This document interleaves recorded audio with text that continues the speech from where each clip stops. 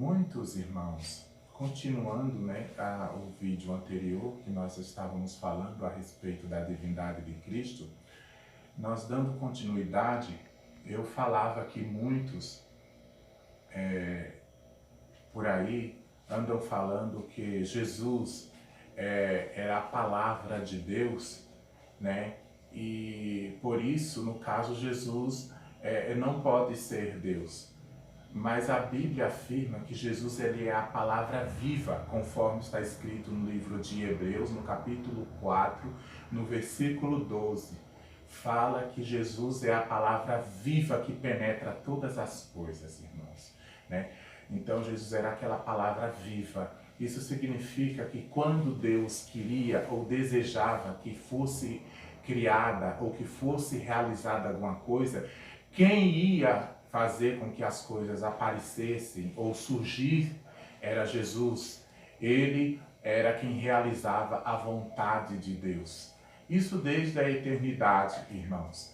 Quando Deus dizia, haja luz, né? Jesus ia lá e fazia com que houvesse a luz.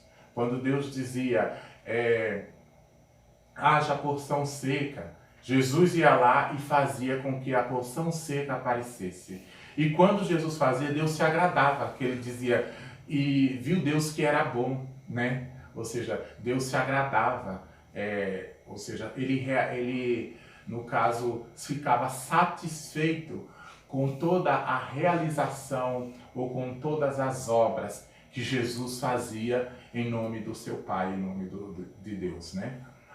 Então, irmãos, nós acreditamos também nas Segundas Escrituras, como está escrito no livro de Isaías, no capítulo 9, no versículo 6, que Jesus, ele é o Deus poderoso ou o Deus forte. A Escritura afirma que um menino nos nasceu, um filho se nos deu e o principado está sobre os seus ombros. Seu nome será Conselheiro, Deus forte, Príncipe da paz e Pai da eternidade.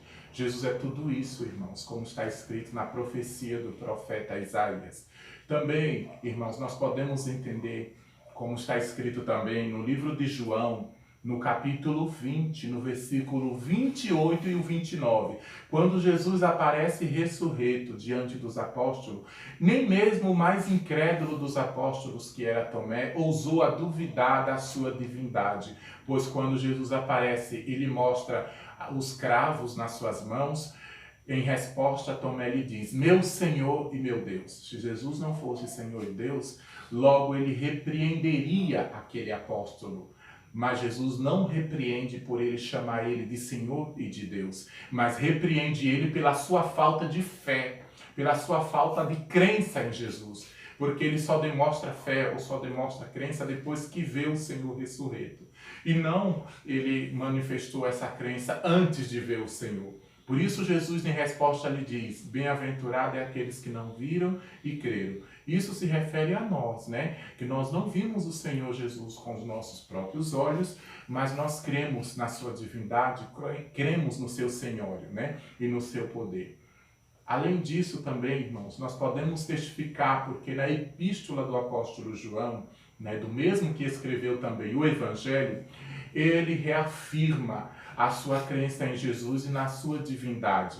Né? No livro da epístola do apóstolo João, primeira epístola, no capítulo 5, né, no versículo 20, ele diz claramente que nós cremos no que é verdadeiro, e no que é verdadeiro estamos, isto é, em seu Filho Jesus Cristo. Este é o verdadeiro Deus e a vida eterna. Então ele afirma que Jesus é o verdadeiro Deus e a vida eterna. Logo, ele crê que Jesus compartilha dessa mesma divindade, dessa mesma essência e dessa mesma natureza, poder e propósito, junto com o Pai Celestial. Senão ele não teria escrito isso, nem afirmado isso nas suas epístolas, né? E nos evangelhos, como nós acabamos de relatar aqui.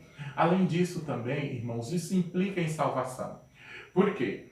Primeiro porque em João, né, no Evangelho de João, no capítulo 8, no versículo 24, tem dito, o próprio Jesus disse, que se vós não crerdes que eu sou, morrereis em vossos pecados. Ou seja, logo nós precisamos acreditar, né, em quem Jesus realmente é, o que a Bíblia realmente diz a respeito dele, para podermos ser salvos. Agradeço a Deus e aos irmãos por essa oportunidade. No outro vídeo nós continuaremos a falar desse assunto.